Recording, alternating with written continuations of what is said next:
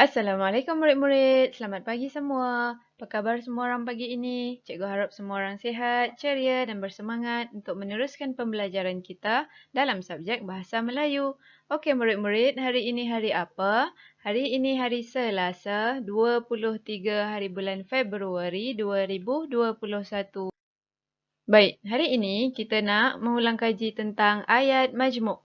Okey, kita dah pernah belajar tentang ayat majmuk iaitu ayat yang mencantumkan dua ayat tunggal ataupun lebih. Jadi, ayat tunggal yang disambungkan mestilah menggunakan kata hubung.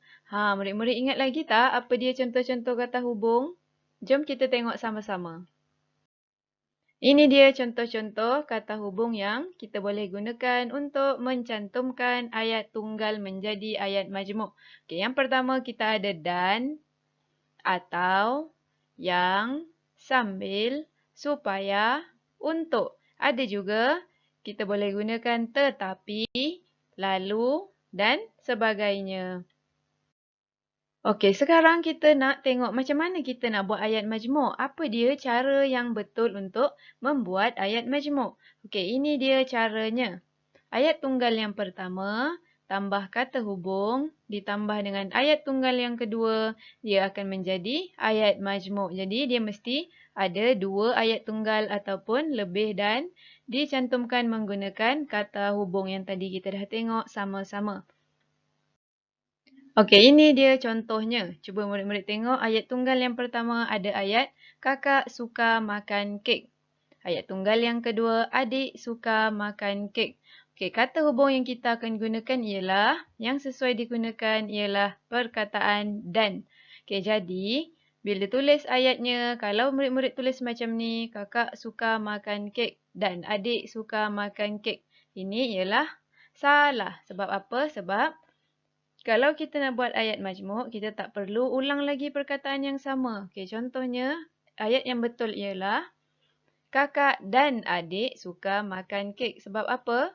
Sebab perkataan suka makan kek ini ialah perkataan yang sama, ayat yang sama. Jadi kita pangkah, kita buang. Kita tulis yang berlainan saja sebab dia menggunakan perkataan dan.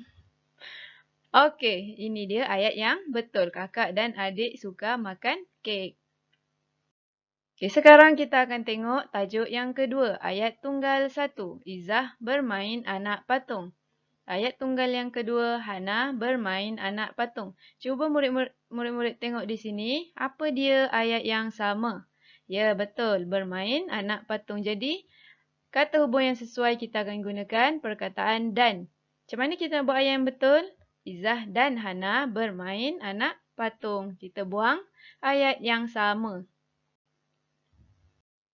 Kemudian kita ada ayat tunggal yang pertama, pensel ini pendek. Ayat tunggal yang kedua, pensel itu panjang. Murid-murid lihat di sini, objeknya sama, cuma sifatnya yang berbeza. Jadi, kata hubung yang sesuai ialah perkataan tetapi. Jadi, macam mana kita nak buat ayat? Ini ayatnya. Pensel ini pendek, tetapi pensel itu panjang. Perlu tak kita buang apa-apa perkataan di sini? Tak perlu sebab dia dua-dua ayat yang berbeza. Cuma objeknya sama.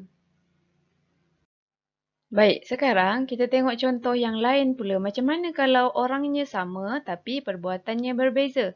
Kita cuba tengok ayat tunggal yang pertama ialah Ali membaca buku.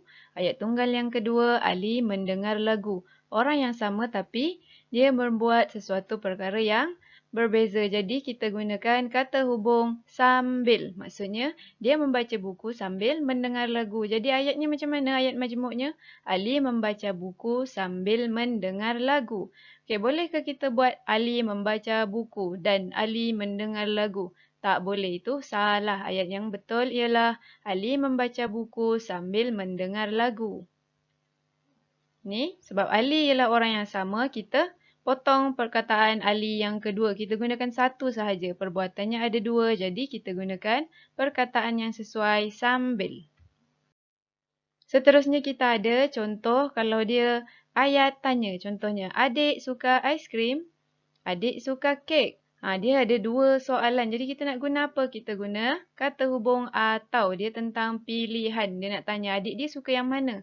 Jadi apa yang kita perlu potong di sini? Perkataan Adik.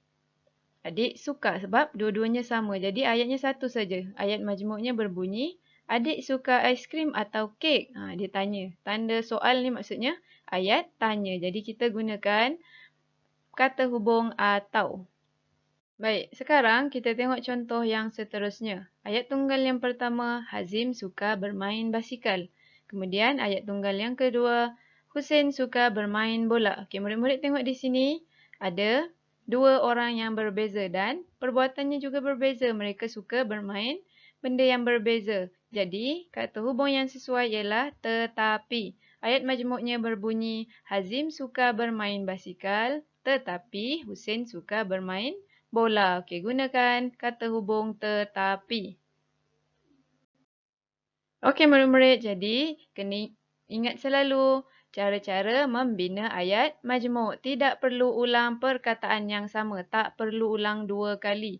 Dan gunakan kata hubung yang sesuai. Murid-murid tengok dulu jenis ayatnya macam mana dan cari dan pilih kata hubung yang paling sesuai.